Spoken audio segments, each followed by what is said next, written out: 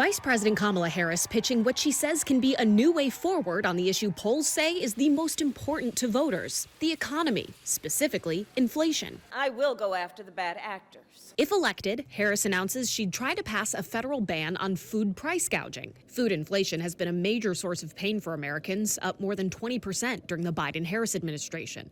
My plan will include new penalties for opportunistic companies that exploit crises and break the rules.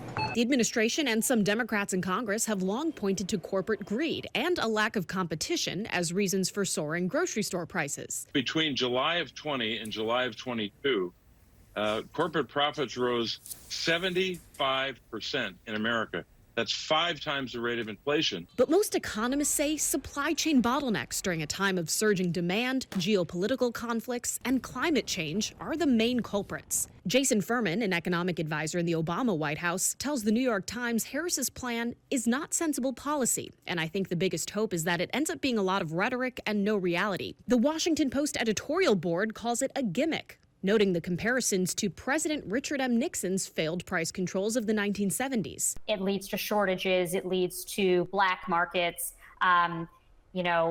plenty of uncertainty. On the campaign trail, former President Trump hoping this will help thwart Harris's momentum, calling her a communist. Comrade Kamala announced that she wants to institute socialist price controls. You saw that. Never worked before. With less than 80 days left in this race, both campaigns are fighting to win voters' trust to take on their top issue. A CBS poll taken last week found 42% think food prices will go down under a second Trump presidency, versus 22% who think they would under Harris. But when that same poll asked voters who they would prefer to see as president, Harris leads Trump 51% to 48%. In Washington, I'm Atrel Nashar reporting.